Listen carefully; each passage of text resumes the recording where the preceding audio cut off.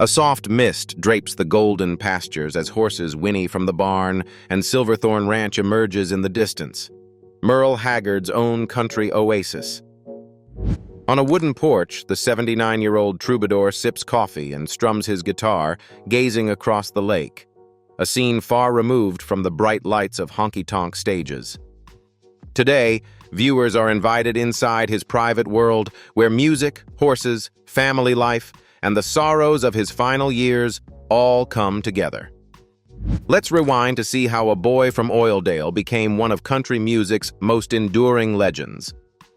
Merle Haggard's story begins in Oildale, California, in 1937. His parents had fled Oklahoma during the Dust Bowl years of the Great Depression, settling with their children in a converted freight car that Merle's father had turned into a home. That humble boxcar would become the backdrop for a childhood marked by hardship, but also by grit and resourcefulness. When Merle was just 9 years old, his father died suddenly, a devastating blow that left the boy angry, restless, and searching for direction. By the age of 12, he had already taught himself to play guitar, mimicking the phrasing and twang of his heroes Lefty Frizzell and Hank Williams. But music wasn't yet enough to keep him out of trouble. As a teenager, Haggard ran away from home, hopped freight trains, and drifted between odd jobs. He was arrested repeatedly for petty theft, burglary, and escaping juvenile detention facilities. In 1958, at the age of 20, he was sentenced to San Quentin prison for a botched robbery. There, behind the walls of California's most infamous penitentiary, Haggard had his turning point moment. He attended one of Johnny Cash's legendary prison concerts and vowed to change his life. After his release in 1960, Haggard worked construction for his brother while playing small gigs at night. He soon signed with the small Bakersfield-based Tally Records, where his raw baritone and plain-spoken lyrics fit perfectly with the emerging Bakersfield sound, a leaner, twangier alternative to the slick Nashville style. In 1964, he scored his first hit with Sing a Sad Song, followed by Branded Man in 1967.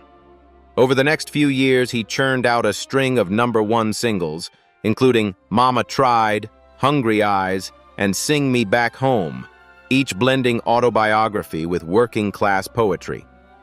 By 1969, he released Okie from Muskogee, which became an anthem for the so-called silent majority during the Vietnam era, followed by The Fightin' Side of Me in 1970. Whether listeners saw them as satire or sincerity, the songs made Haggard a cultural lightning rod and landed him on the cover of Time magazine in 1974. Through the 1970s and 1980s, he remained one of country's most reliable hitmakers, releasing platinum albums and duets with friends like Willie Nelson. Yet fame brought its own troubles. In 1983, he relapsed into substance abuse, and by 1992, he was forced to declare Chapter 11 bankruptcy, a humbling moment for an artist who had once symbolized success. But Haggard's resilience matched his reputation. He staged a comeback in the 2000s with albums like Chicago Wind, 2005, featuring the pointed single America First, and The Bluegrass Sessions, 2007, which earned critical praise. I Am What I Am, 2010, reaffirmed his status as a living legend, and he continued to tour relentlessly into his late 70s. His final concert took place at the Paramount Theater in Oakland in February 2016, just 2 months before his death. From boxcar beginnings to San Quentin redemption, from outlaw reputation to national treasure, Haggard evolved into the poet of the working class, a voice for people who felt unseen. And while his career spanned more than half a century, his homes told an equally vivid story. California Ranch, horse and music paradise. Perched in the rolling hills of Palo Cedro, Shasta County, just outside Redding, about 160 miles north of Sacramento, Silverthorn Ranch was Merle Haggard's great escape. Once spanning nearly 1,000 acres and still over 200 acres at the time of his death in 2016, the property embodied everything the poet of the working class had fought for: a quiet place where he could fish, ride horses, write songs, and raise a family with his wife, Teresa. It was both a sanctuary and a statement, proof that the kid who grew up in a boxcar had carved out his own version of the American dream. Haggard purchased the property in the 1980s, at the height of his commercial success, when Okie from Muskogee and The Fightin' Side of Me had already made him a household name. For a man who had spent his youth behind bars and on the road, the ranch offered something new: permanence. Friends recalled him saying that he'd always wanted a place where the sun comes up slow, the horses roam free, and the guitars stay close. The main house, a two-story structure connected by a sweeping grand staircase and double entry doors, blended rustic California style with understated luxury. The layout hinted at two separate living areas, one for family life and another for entertaining or songwriting sessions. A secluded courtyard sat at the heart of the home, complete with a shimmering swimming pool, a pool house, and a four-car garage for Haggard's trucks, gear, and visiting musicians. Just down the long driveway sat a smaller farmhouse for guests or staff, close enough to be convenient, but far enough to keep the main house private. Beyond the walls, Silverthorn Ranch opened up into classic Northern California countryside.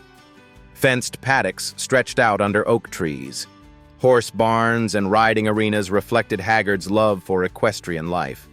He often said he felt calmer on horseback than anywhere else. Fishing ponds dotted the landscape, stocked with bass and catfish, where Merle would take his children and grandchildren. On crisp mornings, you could hear the soft hum of a guitar mixing with the sound of hooves on gravel as he moved between the barn and his writing room. It was, in his own words, half farm, half studio. Visually, the ranch felt like an album cover come to life. Imagine the shot: Haggard in denim and boots, leaning against a fence post with a guitar slung across his back, the Shasta foothills rising behind him. This wasn't a celebrity's showpiece. It was a working property, alive with animals, family, and creativity. He might host a small jam session one night in the courtyard, then rise at dawn to mend a fence or check on the horses. Friends described Silverthorn as a place where Merle looked the happiest and the healthiest, even in his later years. If the Bakersfield Sound gave Haggard his career, Silverthorn Ranch gave him his peace. It was here that he recorded demos, wrote new verses, and tried out material for the next tour. It was also where he could retreat from the pressures of fame and the politics of Nashville, surrounded instead by pine trees, open sky, and the rhythm of rural life. This California haven served as Merle Haggard's personal ballad in brick and timber, rustic yet artistic, intimate yet sprawling. For fans, it's the perfect metaphor for his music, rooted in the soil but reaching for something larger. Next, we'll look at the fortune this troubadour built over decades, how a boy from Oildale turned barbed wire ballads into a multi-million-dollar legacy, income, and net worth. By the time Merle Haggard passed away in 2016, his estimated net worth hovered around $5 million, a modest figure compared to the influence and ubiquity of his music. That number doesn't tell the whole story, however. Over a career spanning more than 5 decades, Haggard recorded more than 70 studio albums, wrote or co-wrote over 600 songs, with roughly 250 penned, solely by him, and left behind a publishing catalog that continues to generate royalties. Signature hits like Mama Tried, Sing Me Back Home, and Okie from Muskogee remain staples of country radio and streaming playlists, producing steady passive income for his estate long after his passing. In the 1960s and 1970s, touring was Haggard's financial engine. At his peak in the late 70s and early 80s, he was earning millions annually from relentless tours across the United States, Europe, and Australia. He played honky-tonks, arenas, and state fairs with equal ease, often clocking more than 200 shows a year. This grueling schedule not only built his reputation as one of country's hardest-working troubadours, but also cemented his status as a bankable headliner. Collaborations further boosted his bottom line. Joint albums and tours with Willie Nelson, Johnny Cash, George Jones, and Chris Christopherson opened new revenue streams. The Grammy Lifetime Achievement Award, his 1994 induction into the Country Music Hall of Fame, and various reissues of his back catalog kept his name and his royalty statements in the black. Licensing deals placed his songs in everything from films like The Dukes of Hazzard to episodes of The Simpsons, and his persona inspired endorsements for country-themed brands, adding to his income pie. Yet the road to fortune wasn't without potholes. Haggard endured 5 marriages, multiple divorce settlements, and ongoing child support obligations. Combined with health issues that curtailed touring in his later years, these expenses steadily drained his finances. In 1992, overwhelmed by tax debt and divorce payouts, he filed for bankruptcy. "Johnny Carson and I paid more in spousal support than most folks earn in a lifetime," Haggard once quipped, half joking but fully aware of the toll it took on his wealth. While artists like Willie Nelson organized high-profile events such as Farm Aid, Haggard preferred to give behind the scenes, lending his name, time, or a discreet check when he felt the cause aligned with his values. Philanthropy. One of the few times his generosity made headlines was his support of Green Train, an environmental nonprofit that sought to blend music and sustainability. Haggard donated $20,000, performed at a fundraiser, and helped recruit other artists for the initiative. The project later drew controversy and a lawsuit over alleged misuse of his image, but Haggard's initial involvement reflected a genuine desire to use his platform for the public good. It showed that the poet of the working class was not only singing about change but trying, in small ways, to enable it. Another important but understated legacy came from the Cynthia Lake Charitable Foundation, which in 2017 funded the restoration of Haggard's childhood freight car home as a museum exhibit at Kern Pioneer Village. Though this was organized posthumously, the project embodied his life story, transforming a symbol of hardship into a space for learning and inspiration.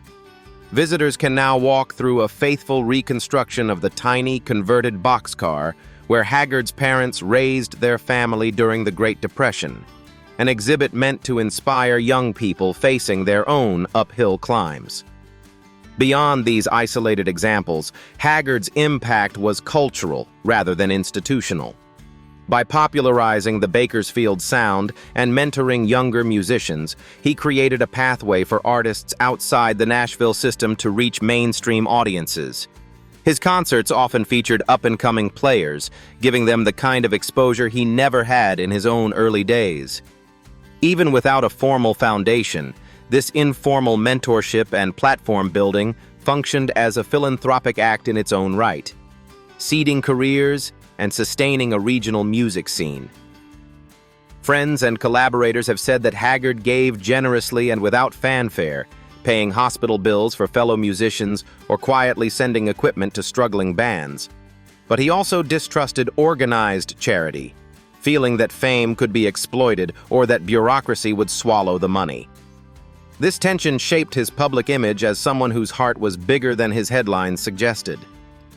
Through these gestures, donations to Green Train, support for the Cynthia Lake restoration, mentoring of Bakersfield talent, Haggard's philanthropy was less about writing checks and more about preserving the spirit of authenticity he prized. He may not have been a household name in charitable circles, but his quiet giving left marks in communities, museums, and the careers of younger musicians who still cite him as an influence. Behind that humble generosity was a complicated personal life, reflected in the emotional honesty of his songs. Personal life. His first marriage was to Leona Hobbs in 1956. Together they had 4 children, Dana, Marty, Kelly, and Noel, while Haggard was still finding his footing as a working musician. Those early years were a whirlwind of honky-tonks, low pay, and rising fame. The pressures of the road and his own immaturity took a toll, and by 1964, the marriage had ended. Many of Haggard's earliest songs about regret and restlessness trace back to this period. In 1965, he married Bonnie Owens, the former wife of Buck Owens and a country singer in her own right. Bonnie became far more than a spouse. She was a harmony singer, bandmate, and steadying presence during Haggard's most prolific period. Even after their divorce in 1978, she continued to tour with him and sing backup until her death in 2006, a rare instance of a creative partnership surviving the breakup of a marriage. That same year, Haggard married fellow artist Leona Williams, a talented singer-songwriter who joined his band. Their union produced memorable duets and 2 albums, but ended in 1983. In 1985, he entered his 4th marriage with Debbie Parrott, which lasted 6 years before their divorce in 1991. These shifting relationships became a wellspring for songs about heartbreak, second chances, and the struggles of family life on the road. By 1993, Haggard married Teresa Ann Lane, a union that proved far more stable. They had 2 children together, Janessa and Ben, and Teresa stayed with him until his death in 2016. Friends say she brought a calming influence and helped him manage both his health and finances in his later years. Haggard's personal habits were equally storied. After his release from San Quentin, he embraced marijuana in the 1970s and later admitted to experimenting with cocaine in 1983. He quit tobacco in 1991 and gave up marijuana in 1995, only to resume occasional use in 2009 for medical reasons. These experiences gave weight to his lyrics about temptation, redemption, and resilience. As one writer quipped, "From San Quentin to San Joaquin, Merle Haggard knew both the law and the laws of life." His marriages, children, and personal battles weren't just footnotes. They were the living material for songs that resonated with working-class listeners across America. Even as his music grew softer and more reflective, Merle Haggard's health told a harder story. Health and death. By the mid-1990s, the years of relentless touring, long nights, and stress began to catch up with him. In 1995, he underwent angioplasty to clear blocked arteries, a wake-up call that would briefly slow his pace, but never stop it. In 2008, doctors diagnosed him with lung cancer, and surgeons removed part of his lung. For a man whose voice was his livelihood, the operation was terrifying. Yet just a year later, in 2009, Haggard made a triumphant comeback with a string of shows in Bakersfield, singing with a strength and clarity that stunned fans and critics alike. Still, the ailments kept coming. In December 2015, he was hospitalized and treated for pneumonia, forcing him to postpone a series of concerts. Those who knew him said he hated canceling shows, feeling a deep responsibility to his fans. "I never want to let them down," he told a reporter, even as he struggled for breath. On April 6, 2016, his 79th birthday, Merle Haggard died at his home in Palo Cedro, California. The cause was complications from double pneumonia. Family members were present at his bedside, including his son Ben, who later revealed that Merle had predicted his own death on that very day. "He told us he would pass on his birthday," Ben said. He knew. The loss reverberated across the country music world. Haggard had released more than 70 albums, scored 38 #1 hits, and shaped the Bakersfield sound into a bridge between honky-tonk grit and poetic storytelling. His death marked the end of an era, not only for his fans, but for a style of country music rooted in working-class pride and plain-spoken truth. In the days that followed, tributes poured in from artists across genres. Willie Nelson called him "my brother," while Dolly Parton wrote that Haggard never sang a false note in his life. Radio stations replayed his classics, and streaming numbers surged as a younger generation discovered the man behind "Mama Tried," "Okie from Muskogee," and "Sing Me Back Home." Haggard had always said he wanted to die at home, not in a hospital, and in that sense he got his wish. Palo Cedro's Silverthorn Ranch, with its barns, horses, and private lake, became both his sanctuary and his final stage. It was there that the boy who once lived in a boxcar and the outlaw who once sat in San Quentin found peace. With his passing, the curtain closed on one of America's great musical lives. But even as the man is gone, the songs remain, echoing across dusty highways, smoky bars, and quiet ranch porches. And as we close this chapter on Merle Haggard's life and legacy, we want to thank you for riding along with us on this journey. Your time and curiosity keep these stories alive and allow us to keep exploring the homes, lives, and legacies of America's legends. Don't forget to hit like, subscribe, and turn on the bell so you never miss the next story.